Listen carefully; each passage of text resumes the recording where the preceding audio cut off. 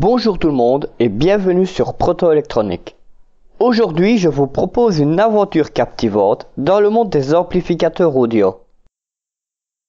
Préparez-vous à transformer de simples chuchotements en sons clairs et puissants. Pourquoi un amplificateur audio ? Eh bien, qui n'a jamais rêvé de revitaliser un vieux tourne-disque ou de donner une nouvelle vie à une radio ancienne ?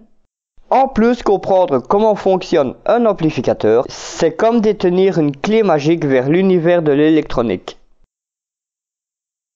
Voyons une partie de ce que nous allons couvrir aujourd'hui. Au niveau des composants nécessaires, je vais vous présenter chaque composant, du plus petit au plus impressionnant, et expliquer leur rôle dans notre amplificateur.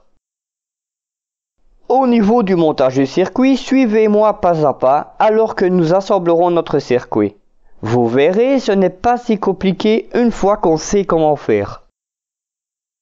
Quant aux tests et ajustements, je passerai en revue les tests essentiels et comment ajuster le circuit pour obtenir les meilleurs résultats. C'est ici que chaque petit détail compte.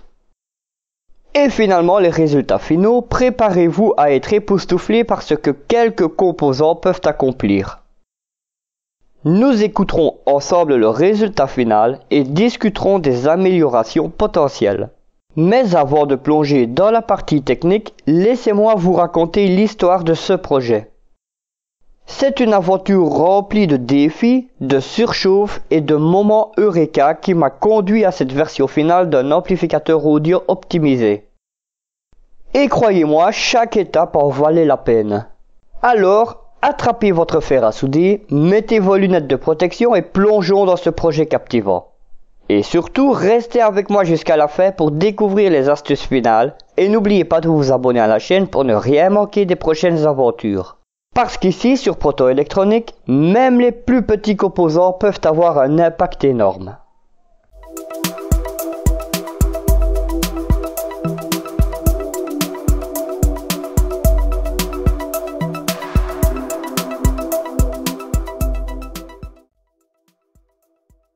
Ce circuit amplificateur est composé d'un micro-électret qui capte les sons et les convertit en signaux électriques. Le potentiomètre permet d'ajuster finement le niveau du signal en sortie du micro avant qu'il ne soit amplifié. Le transistor MOSFET, qui est un IRF540N, est le cœur de notre amplificateur et est responsable de l'amplification du signal audio. Des résistances de différentes valeurs sont utilisées pour polariser correctement les composants et contrôler les courants dans le circuit. Aussi, des condensateurs de couplage sont utilisés pour transmettre le signal audio tout en bloquant les courants continus indésirables. Connecté à la sortie du MOSFET, le haut-parleur permet de restituer le son amplifié. Ce circuit, bien que simple dans sa conception, est le résultat de nombreux ajustements et optimisations pour obtenir une amplification claire et puissante du signal audio capté par le micro. Pour réaliser ce projet, on va y aller progressivement en détaillant chaque partie. Chaque étape du projet sera précédée du calcul des composants à utiliser et de l'avancement des schémas de principe et d'implantation. Commençons par calculer la valeur des composants à utiliser pour la partie détection du projet. Débutons par la résistance de polarisation du microphone. La résistance de polarisation est utilisée pour polariser le transistor à effet de champ intégré dans le microphone électret.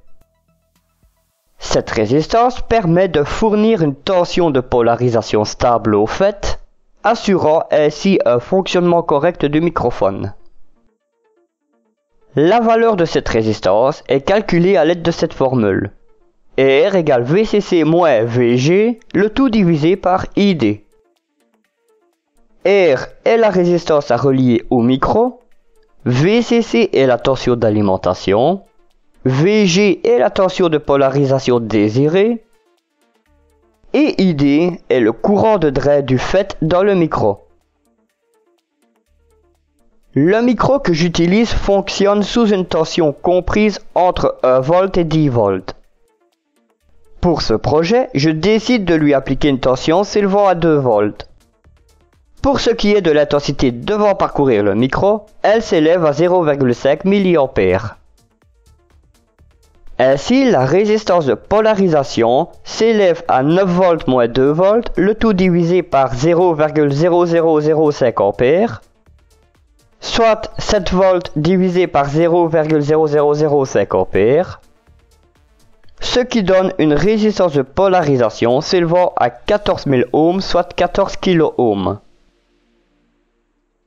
La valeur de cette résistance figure dans le répertoire des valeurs normalisées des résistances à 1%.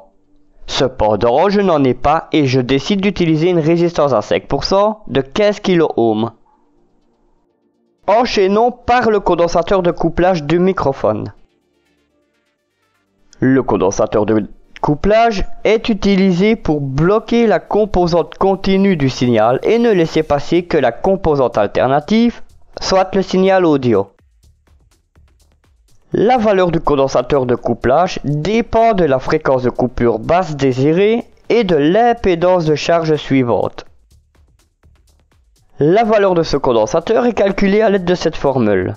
C égale 1 divisé par 2pi RFC, où C est la valeur du condensateur en farad, pi équivaut à 3,14, R est l'impédance de charge en ohms et Fc est la fréquence de coupure en hertz.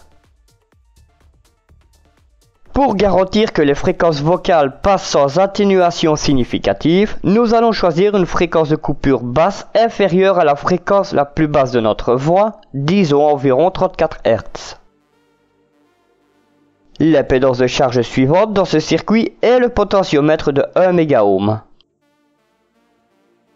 Ainsi, le condensateur de couplage s'élève à 1 divisé par 2 fois 3,14 fois 1 million d'ohms fois 34 Hz, soit 1 divisé par 213 520 000, ce qui donne un condensateur de couplage s'élevant à environ 4,7 nanofarad. Tout va bien, cette valeur est normalisée.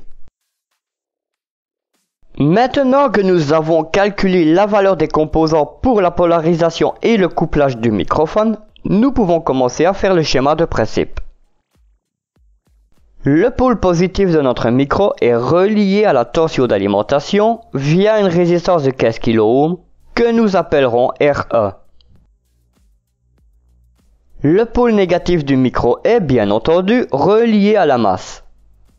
La sortie du micro électré après la résistance de 15 kΩ est reliée à un condensateur de 4,7 nanofarad que nous appellerons C1. La sortie de ce condensateur est le signal audio couplé prêt à être connecté à l'étape suivante de notre circuit. Le microphone capte notre voix et la transforme en un signal électrique. Ce signal est une combinaison d'une composante continue et d'une composante alternative due à la polarisation. La résistance R1 permet d'alimenter le micro en courant continu en maintenant le micro actif et prêt à capter le son. Le condensateur de couplage C1 bloque la composante continue, ne laissant passer que la composante alternative, c'est-à-dire le véritable signal audio. Imaginez le condensateur comme un filtre à café, ne laissant passer que le délicieux café, qui est le signal audio, et retenant les grains de café indésirables, la composante continue. En résumé, notre microphone électrique fonctionne de manière optimale grâce à la polarisation fournie par R1 et au condensateur de couplage C1 qui filtre les signaux indésirables. C'est un peu comme donner un bon coup de pouce à votre micro pour qu'il puisse capturer et transmettre chaque son avec une grande clarté. Imaginez que votre microphone est comme un détective privé, toujours à l'affût des moindres sons. La résistance R1 lui fournit le café dont il a besoin pour rester éveillé, tandis que le condensateur C1 fait le tri entre les informations importantes et le bruit de fond. À présent, observons le schéma d'implantation de la partie détection. Sur celui-ci, nous y retrouvons notre microphone, notre résistance de polarisation ainsi que notre condensateur de couplage. À présent, voici la liste des composants dont nous aurons besoin pour réaliser la partie détection de l'amplificateur. Il nous faudra une platine d'expérimentation, une résistance de 15 kΩ dont les anneaux sont marron, vert, orange, or, un condensateur céramique de 4,7 nanofarad, un microphone électret, des fils de connexion et une source de tension continue de 9 volts. Maintenant, nous pouvons monter la partie détection sur une platine d'expérimentation. Insérons les deux broches du microélectret sur la breadboard en connectant la broche négative du microélectret à une des lignes de masse de la breadboard. Connectons une résistance de 15 kΩ entre l'autre broche du micro et une ligne d'alimentation. Connectons un condensateur de 4,7 nanofarad entre la broche du microélectret du côté ligne d'alimentation et une nouvelle rangée de la breadboard. Assurez-vous que cette nouvelle rangée est libre pour les connexions suivantes. La sortie de ce condensateur sera le point où on peut prendre le signal pour le connecter à la partie suivante du circuit. Maintenant, nous allons tester le montage de la partie détection du projet. Nous verrons à quel point ce petit montage peut capter et transmettre des sons avec clarté. Connectons la source d'alimentation de 9 volts à la breadboard. Connectons un oscilloscope à la sortie du condensateur de couplage C1 pour observer le signal audio capté par le microphone.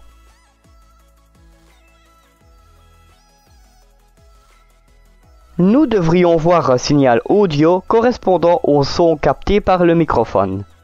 Le condensateur de couplage bloque la composante continue et ne laisse passer que le signal alternatif, assurant une bonne clarté du son. Nous devrions voir un signal correspondant au son capté par le microphone. Le condensateur de couplage bloque la composante continue et ne laisse passer que le signal alternatif, assurant une bonne clarté du son. Continuons par calculer la valeur des composants à utiliser pour la partie ajustement des signaux du microphone. Cette partie est composée d'un potentiomètre qui sert à ajuster le signal et d'un condensateur. Enchaînons par la fréquence de coupure du signal à amplifier. Un condensateur de couplage relié à la sortie du potentiomètre permet de régler cette fréquence. Cette fréquence est calculée à l'aide de cette formule. Fc égale 1 divisé par 2pi Rc, où Fc est la fréquence de coupure en Hz, R est la résistance du potentiomètre en ohm, et C est la capacité du condensateur en farad. Dans cet exemple, le potentiomètre utilisé a une valeur de 1 mégaohm et le condensateur utilisé a une capacité de 33 nanofarad. Ainsi, la fréquence de coupure s'élève à 1 divisé par 2 fois 3,14 fois 1 million d'ohms fois 33 nanofarad, soit 1 divisé par 0,20724, ce qui donne une fréquence de coupure s'élevant à environ 4,8 Hz. Ainsi, toutes les fréquences plus élevées pourront passer sans problème. Maintenant que nous avons calculé la valeur des composants pour la fréquence de coupure des signaux à amplifier, nous pouvons continuer le schéma de principe. Une extrémité du potentiomètre est reliée à la sortie du condensateur de couplage. L'autre extrémité de celui-ci est reliée à la masse. Le curseur du potentiomètre est relié à un condensateur de 33 nanofarad. Voyons le fonctionnement de cette partie en commençant par le condensateur CE de 4,7 nanofarad. Celui-ci, lorsqu'un son est capté, sert à bloquer la composante continue pour ne laisser passer que le signal alternatif issu du microphone. Le signal filtré passe ensuite dans le potentiomètre de 1 mégaohm. Imaginez ce potentiomètre comme un bouton de volume de votre vieille radio préférée. Vous pouvez ajuster le niveau du signal à votre convenance. Le potentiomètre permet de régler la puissance du signal, un peu comme si vous tourniez le bouton de volume pour obtenir le son parfait. En fait, la sortie du curseur du potentiomètre est reliée à un condensateur de 33 nanofarad. Ce condensateur est comme un dernier filtre de sécurité, s'assurant que seules les fréquences utiles passent. C'est un peu comme un portier de soirée chic, ne laissant entrer que les invités VIP. Voici un bref résumé de l'utilité des composants utilisés jusqu'à présent. Le microélectret. Il capte les sons et les convertit en signal électrique. La résistance de 15 kΩ polarise le micro pour le maintenir actif. Le condensateur de 4,7 nanofarad filtre le courant continu et laisse passer le signal audio. Le potentiomètre de 1 MΩ permet d'ajuster le niveau du signal audio. Et enfin, le condensateur de 33 nanofarad sert de filtre final pour s'assurer que seules les fréquences utiles passent.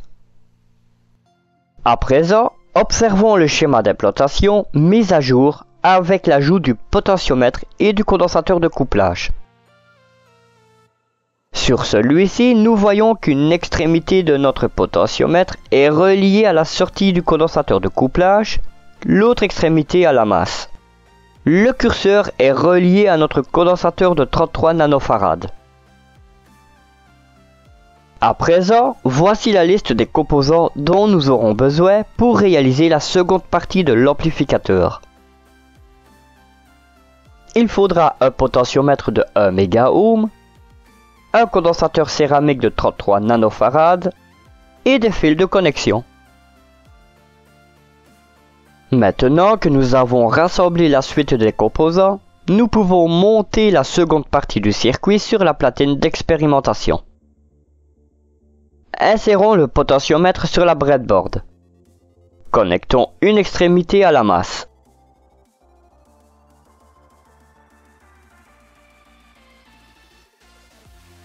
Relions l'autre extrémité au condensateur de 4,7 nanofarad.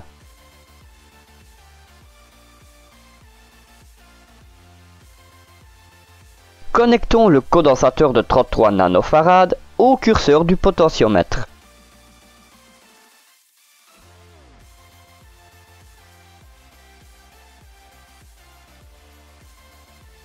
Maintenant, nous allons tester notre montage avec le potentiomètre et le condensateur de couplage. Ce test nous permettra de voir comment ces composants ajustent et filtrent le signal audio.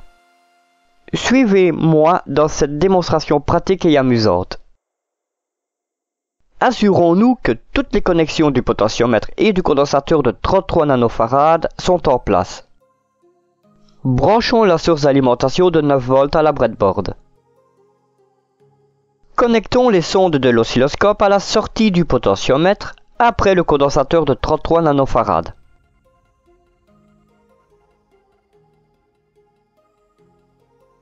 Observons le signal initial capté par le microélectret. Nous devrions voir un signal audio correspondant au son ambiant. Ajustons le curseur du potentiomètre pour modifier le niveau du signal. Notons comment le signal sur l'oscilloscope change en fonction de la position du curseur. Lorsque nous ajustons le potentiomètre, nous voyons que le niveau du signal audio augmente ou diminue. Cela nous permet de contrôler la puissance du signal transmis à l'étage suivant du circuit. Là, le potentiomètre, il est à fond. Il est plus ou moins à moitié. Et là, le potentiomètre, il est au minimum. Continuons avec la dernière partie de notre amplificateur. Celle-ci se compose d'un MOSFET IRF540N, d'un pont diviseur de tension pour polariser sa grille et d'un haut-parleur. Enchaînons par la puissance alternative reçue par le haut-parleur. Avant de voir la formule, voyons la configuration du MOSFET. La grille est connectée à un point de polarisation défini par une résistance de 6 MΩ composée de deux résistances de 3 MΩ reliées en série et une résistance de 20 MΩ composée de deux résistances de 10 MΩ reliées en série. La source est reliée à la masse et le drain est connecté directement au haut-parleur. Ce dernier est relié entre l'alimentation et le drain. Pour calculer la puissance que reçoit le haut-parleur, nous utilisons la formule suivante qui prend en compte le courant de crête traversant le haut-parleur. P alt égale I crête divisé par racine de 2, le tout élevé au carré, fois R. Où P alt est la puissance alternative reçue par le haut-parleur, I crête est le courant maximal atteignant son pic au cours du cycle. Racine de 2 est une constante utilisée pour convertir les valeurs de crête en valeurs RMS, qui signifie root mean square en anglais. Diviser le courant de crête par 2 permet d'obtenir la valeur effective du courant.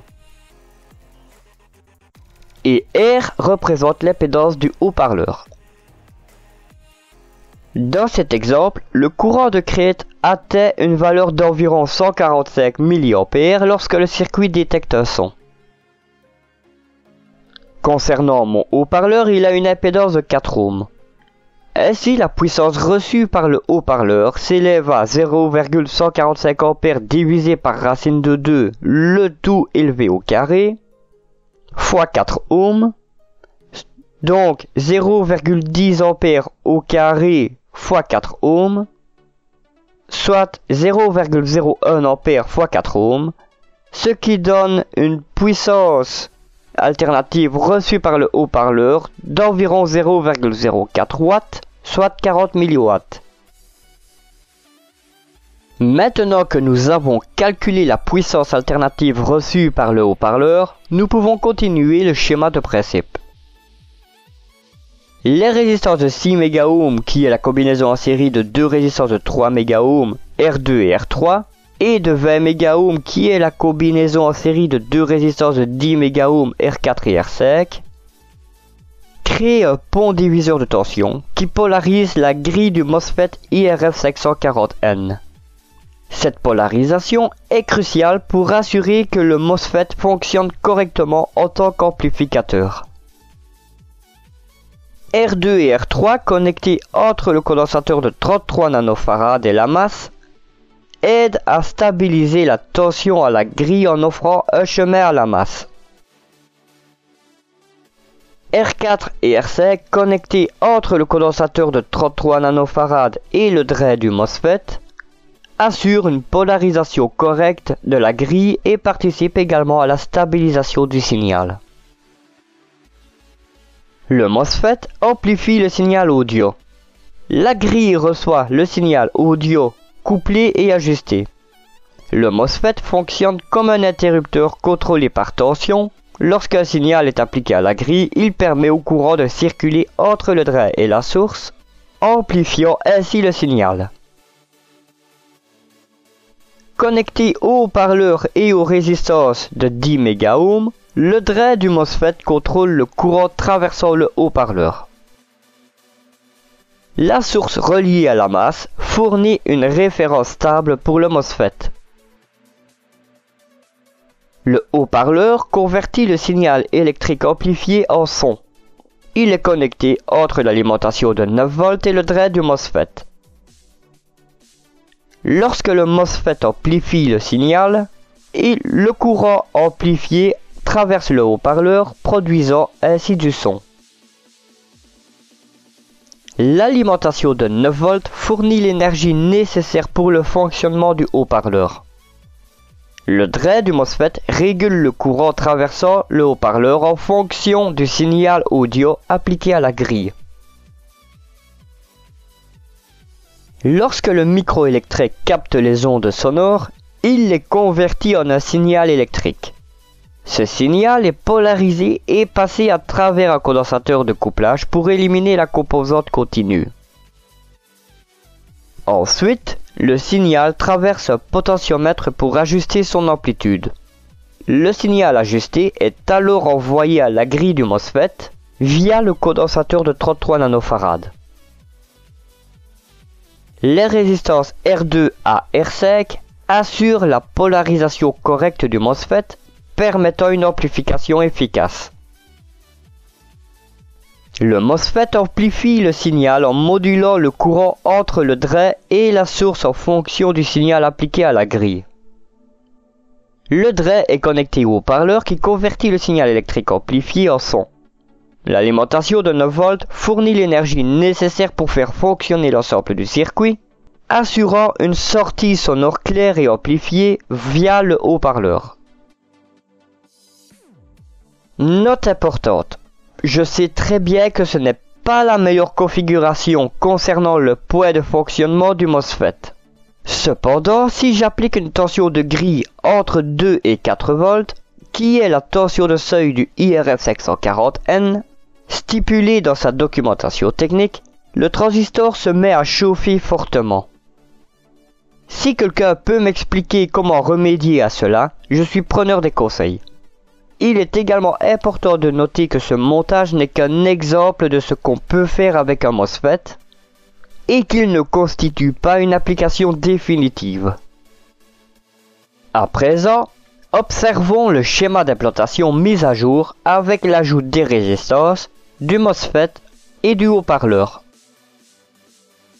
Sur celui-ci, nous retrouvons nos résistances de 3 MΩ et de 10 MΩ, créant un pont diviseur de tension pour polariser la grille du MOSFET. Nous retrouvons également notre MOSFET IRF 540N, qui est notre amplificateur. Il va renforcer le signal audio pour qu'il puisse être entendu via le haut-parleur. Finalement, il y a notre haut-parleur qui va convertir le signal électrique amplifié en son audible. À présent, voici la liste des composants dont nous aurons besoin pour réaliser la dernière partie de l'amplificateur. Il nous faudra 2 résistances de 3 MΩ, 2 résistances de 10 MΩ, un transistor MOSFET IRF 540N, un haut-parleur et des fils de connexion. Maintenant que nous avons rassemblé la suite des composants, nous pouvons monter la troisième partie du circuit sur la platine d'expérimentation. Commençons par relier le condensateur de 33 nanofarad à la grille du MOSFET. Relions la source à la masse.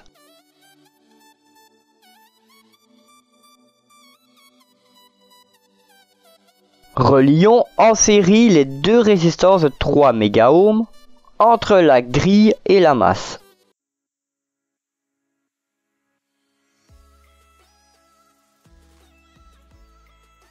Faisons pareil avec les 2 résistances de 10 MΩ entre le drain et la grille.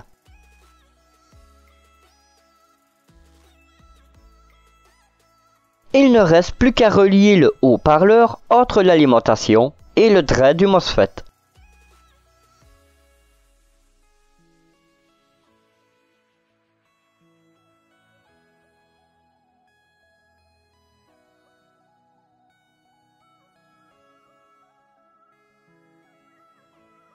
Maintenant, nous allons tester notre montage final.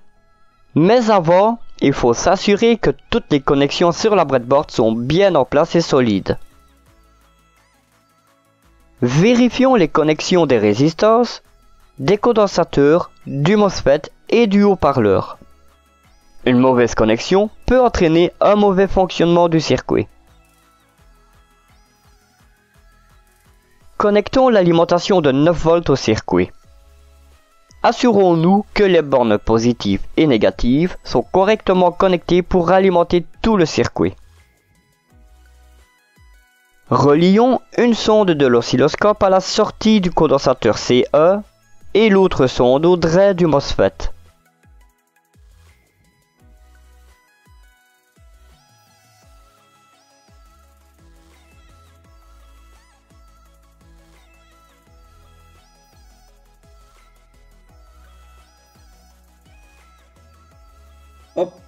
observons les signaux sur l'oscilloscope. On devrait voir un signal jaune correspondant à la sortie du condensateur C1 et un signal bleu correspondant au drain de MOSFET. Le signal amplifié doit avoir une amplitude beaucoup plus grande que le signal d'entrée capté par le micro. Ajustons le potentiomètre et voyons comment le signal change en amplitude sur l'oscilloscope. Plus on tourne le potentiomètre, plus le signal devient fort ou faible. Le son doit être quant à lui clair et sans distorsion notable.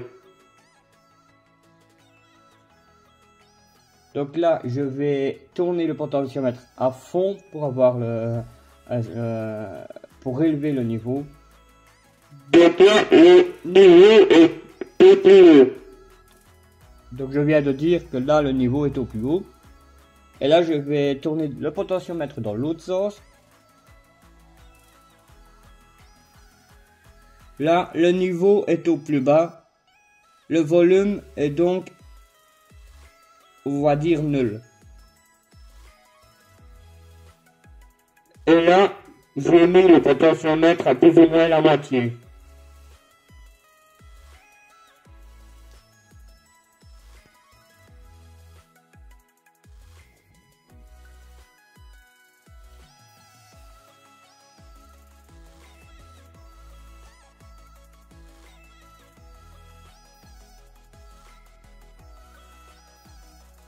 Pendant que le circuit fonctionne, vérifions la température du MOSFET.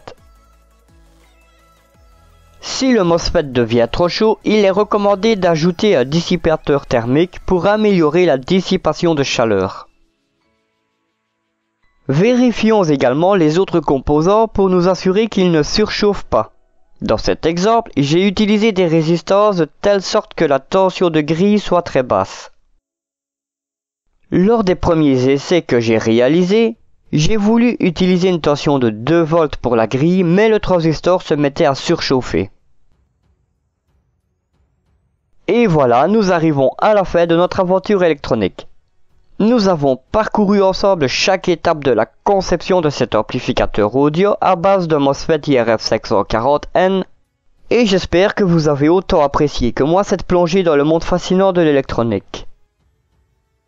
Mais avant de nous dire au revoir, récapitulons rapidement ce que nous avons appris aujourd'hui.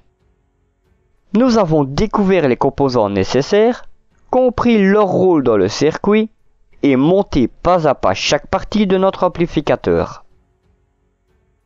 Nous avons aussi effectué des tests essentiels pour nous assurer que tout fonctionne correctement et que le son amplifié est clair et puissant. Je dois dire, travailler avec des composants électroniques, c'est un peu comme cuisiner une recette délicieuse. Chaque ingrédient a son importance et surtout quand tout est bien assemblé, le résultat final est tout simplement savoureux. Enfin, auditivement parlant. Alors, que vous soyez un passionné d'électronique ou un débutant curieux, j'espère que cette vidéo vous a donné envie de poursuivre vos propres projets et d'explorer davantage ce merveilleux monde. N'oubliez pas que l'électronique, c'est comme la magie. Il suffit de connaître les bons sorts ou plutôt les bonnes formules. Si vous avez des questions, des commentaires ou des suggestions, n'hésitez pas à les laisser ci-dessous. Je serai ravi de lire vos retours et de vous aider. Et pour ceux qui souhaitent en savoir plus, abonnez-vous à Proton Électronique pour ne manquer aucune de mes prochaines aventures. Merci d'avoir regardé cette vidéo. C'était un plaisir de partager cette expérience avec vous. À très bientôt pour de nouvelles aventures électroniques. Et rappelez-vous, même un simple condensateur peut avoir un impact énorme. Prenez soin de vous et de vos circuits. À bientôt.